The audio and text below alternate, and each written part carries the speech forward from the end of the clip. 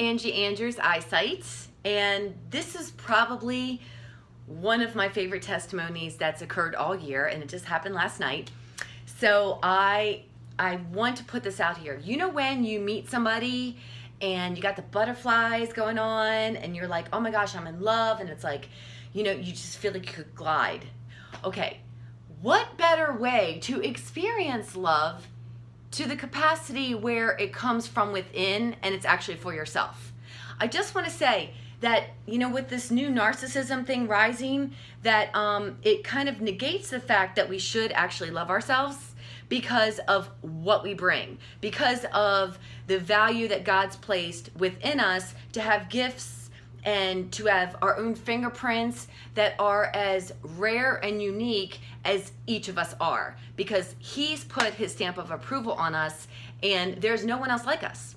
Hence why I'm so freaking excited, because last night I did the Moth storytelling, and it couldn't have come together more miraculously. And when I tell you that, realizing that the passion that is ignited in me to tell stories and to cultivate an atmosphere where people can glean from maybe something that I'm saying and, you know, walk away with it and just have an impartation from Holy Spirit, you know, that gets my juices flowing, and that makes me ecstatic. So I've been doing this my whole life, and these video things are really just that expression, that outlet. But storytelling at the Moth at Dad's garage, that's where I was, it's been a highlight of my year. This year in Atlanta has probably been the best, that I've had on this planet. And it's been because I've tapped into this love for myself and who God has created me to be. It's bigger than getting accolades from somebody else. It's bigger than being in love with somebody else, because people suck sometimes and they can, you know, revoke that if you don't perform or do something for them. Then, you know, love with other people can get hairy, but love for yourself can be that thing that's just a conduit that you express out to others. Okay, so anyway, here's what happened. So I invited some friends, and I'm like, whoa, friends are actually gonna come and see this. Like, this is great. I've done this a few times, always by my lonesome, which is good because I was ousted the first time with a big 6.0. So the scoring is from 1 to 10, and of course 6.0, no bueno. So I was kind of like, all day yesterday preparing, praying, like, Lord, you just give me the words, and I'm much better at improv anyway, and all of my stories I've lived, so I can't make this stuff up. So it's kind of like just going from the gusto and being myself. So my two girlfriends, Hannah and Erin, they were here. We were waiting for my friend Jeff, and it's like an hour commute, okay? So with traffic in Atlanta, it can be a headache. But this is like from door to door, you're looking at a full hour, and doors open at 7 o'clock. So I get on the horn and I realize, oh dang, this show is sold out. So I'm thinking, no big deal. We're just gonna go there and we're going to hope that we can get a seat and that I can put my name on a list, because doors open at 7 o'clock. So here we are about 6:30, and I'm sweating, right? Because Jeff is in here, and I'm like, oh my gosh, we might have to just get en route. And I'm like, no, I kind of have this piece, because one of the things I've been working on to love myself this year is to not be as reactionary. That was a prophetic word spoken over me before I even moved to the South. We're talking 5 years ago. So I'm like, okay, we'll just see what happens and surrender it. And when you surrender something, let me tell you, when that very thing that you really can taste, that you want, and that you are like thriving for, becomes your tunnel vision, you got the blinders on and that's all you can see. The best thing you can do, my friends, is surrender it. Surrender it, because it's going to come back to you in ways that are magical, okay? And that's exactly what happened. So I was like, whatever, you know what? We're going to miss it. At least I'm getting all my friends together and we'll have a good time out. Like, I don't get out much, so this will be a nice little shindig. But Kyrie and Kia, they're closer to the city. So I get this brainiac idea en route. I'm like, you should just get in line. You'll get there before us, and I'll give you my credit card number, and then you pay for the tickets, and fine, we're in. So I'm now able to breathe.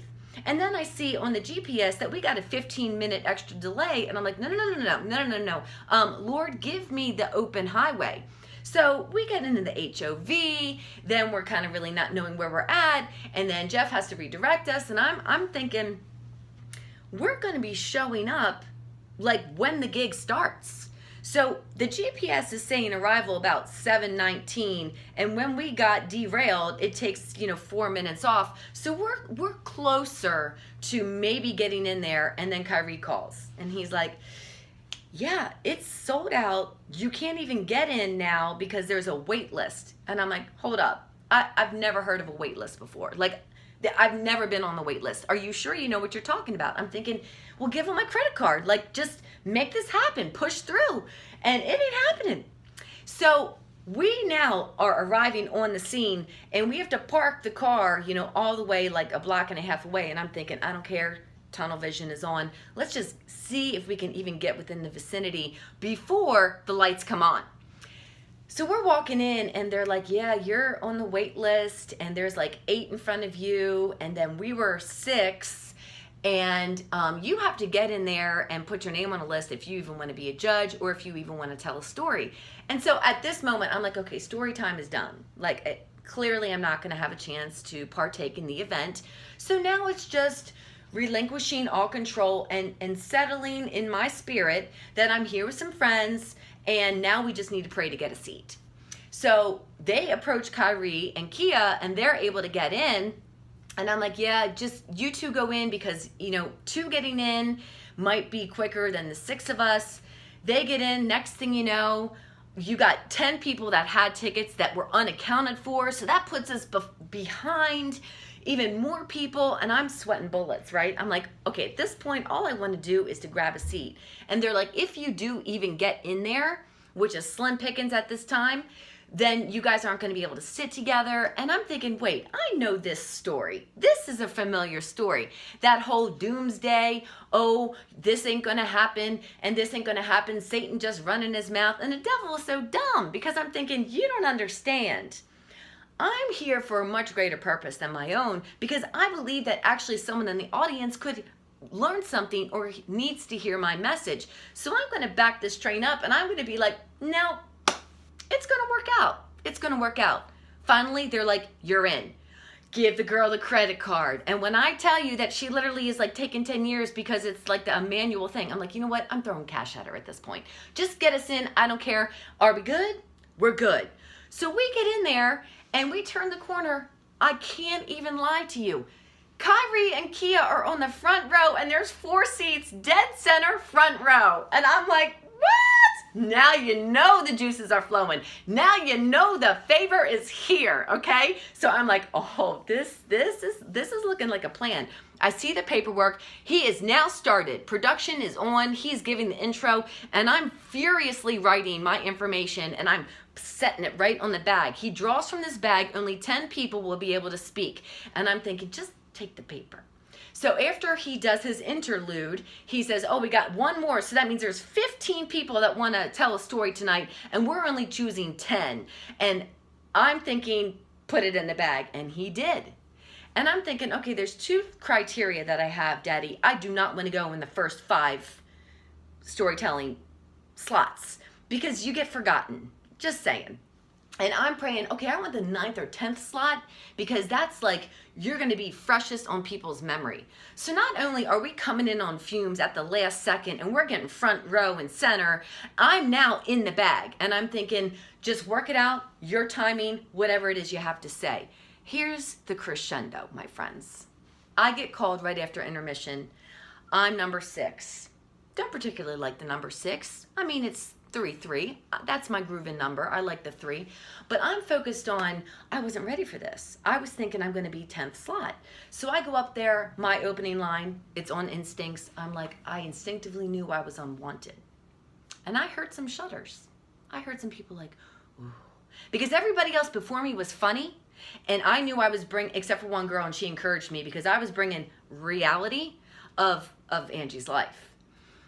But when I got finished, and the producer was like, that story was great. And he's like, good job.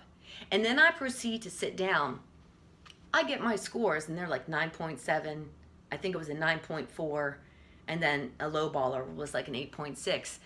But I'm looking and I'm like, I think that's the heavy hitter right now. I think that's the winning score.